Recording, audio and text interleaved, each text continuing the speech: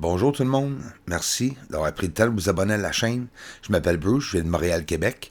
Vous êtes tous le bienvenu sur la chaîne, vous avez le droit à vos opinions en même temps.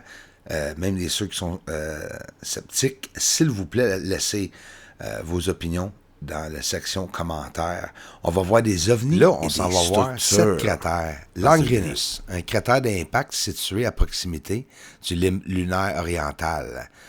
En forme circulaire, qui disent qu'il y a le cratère, mais on va parler de l'intérieur du cratère. Un albedo très élevé, ça veut dire que le centre est peut-être même plus haut que les rebords. Voulez-vous savoir qu'est-ce qu'il y a à l'intérieur, au fond du cratère? C'est couvert par des nombreux blocs de roches. Est déformé complètement à l'intérieur, qu'ils disent. Et c'est ça que nous voyons ici avec une forte magnification. Au cours de la mission Apollo 8, l'astronaute James Lovell décrit Langrenus comme un énorme cratère avec une cône centrale. Les extrémités du cratère sont terrassées, comme que vous voyez ici, d'environ 6 ou 7 terrasses. Et tu les vois toutes, une par-dessus l'autre ici.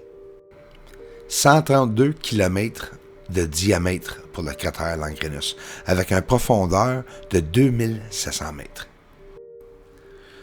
Fait que, à partir de cet cratère, Langrenus, le terrain change. Et prenez note aussi qu'à l'entour, là, regardez, wow! À l'entour, là, il n'y en a pas d'objets comme ça, ou bien ils sont plus petits. Mais si ça, c'est des pierres ou des roches, sont gros en tabarouette. Ça serait comme le Grand Canyon, autrement dit. Ils disent que ça a 20 km de large.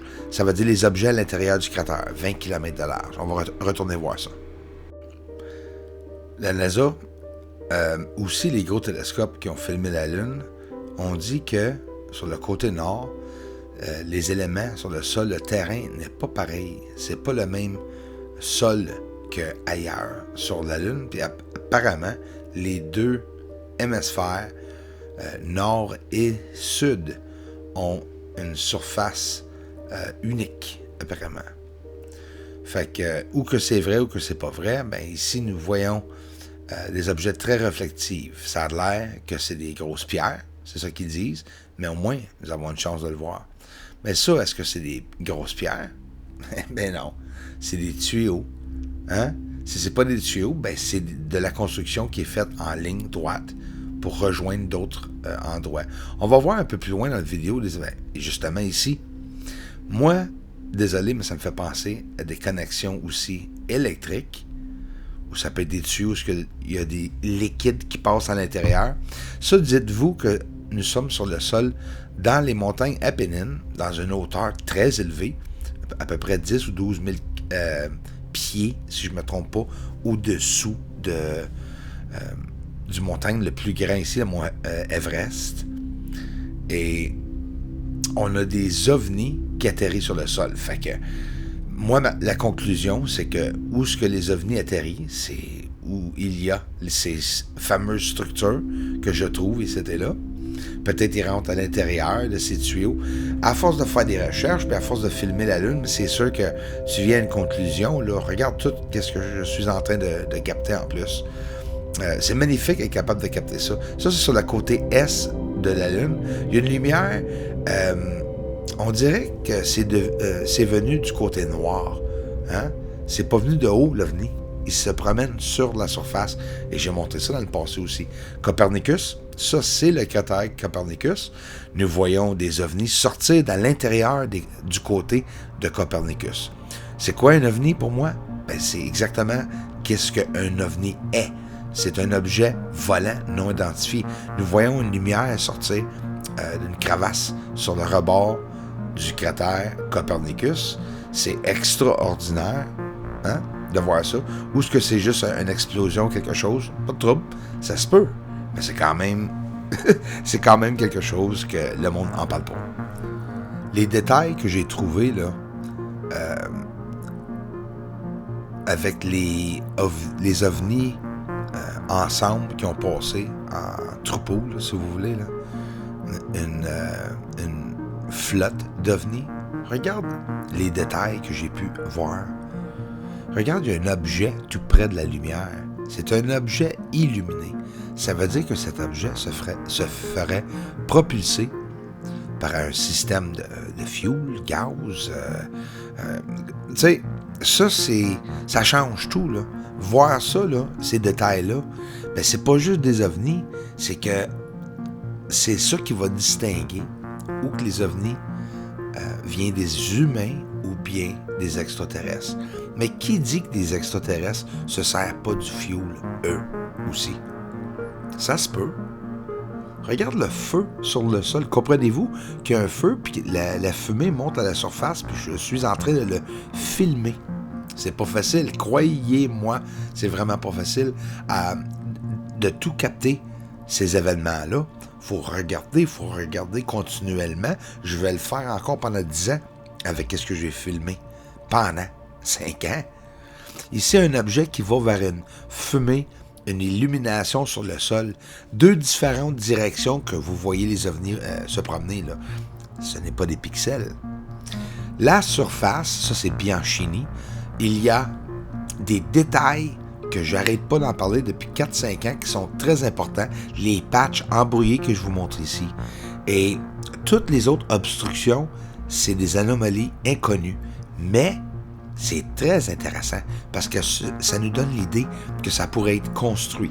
Et où ce que nous voyons les patchs embrouillés, ça se peut fort bien qu'il y ait de l'activité, là, un carré sur le sol.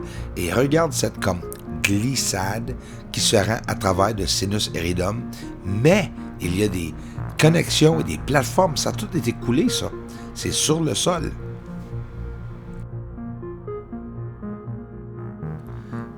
Il y a beaucoup de monde encore qui ne comprennent pas que la surface de la Lune a une atmosphère, a de la fumée, a beaucoup d'obstructions, si vous voulez, pour que nous voyions la surface. En baissant l'exposition, ça a toujours été la seule chose que j'ai fait. Je suis venu ici pour expliquer au monde que le camouflage que le monde pense qu'ils ont payé des billions de dollars pour, là, c'est peut-être complètement naturel. Il faut ajuster l'exposition de la surface. Je le dis, puis je vais le dire encore. C'est pas parce que c'est pas dans les nouvelles que c'est pas confirmé qu'il y a de la construction sur la Lune. Cet objet-là est construit. Ça peut peut-être même être une tour. Bien sûr, la parallaxe, les objets qu'on voit couchés par terre. Il y a une explication pour tout, mais ça ne veut pas dire que j'ai raison, hein? Mais c'est quoi de bord? Si c'est pas quelque chose de construit. Ça n'a pas le choix. Il n'y a pas rien de naturel. Surtout pas grand et large comme ça. Une tour élevée ou bien un tunnel. Voyez-vous cet angle de 90 degrés et cette tête d'alien qu'un troll encore qui dit « Bruce, tu mentionnes même pas la moitié des affaires qui sont dans la vidéo. » C'est parce que je l'ai mentionné il y a 5 ans. Vous êtes en retard, les trolls. Ça fait longtemps que je suis ici maintenant sur la plateforme. Eh oui, ça c'est la tête d'alien. Non, bien sûr que non. Mais oui, c'est la première chose que j'ai mentionnée il y a 5 ans parce que j'avais trouvé ça super cool. Tu vois une bouche ouverte, 2 yeux et un nez. Un angle de 90 degrés qui, en passant, est en train de faire le contour du cratère. Hein? Fait que la mer de fécondité, nous allons voir ça, c'est l'Angrenus. Au-dessous, c'est exactement le marais de fécondité.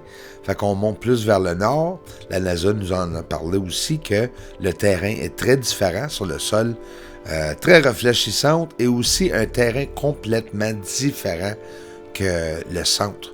Les 2 pôles sur la Lune, le nord et le sud apparemment, le terrain est très, très, très différent.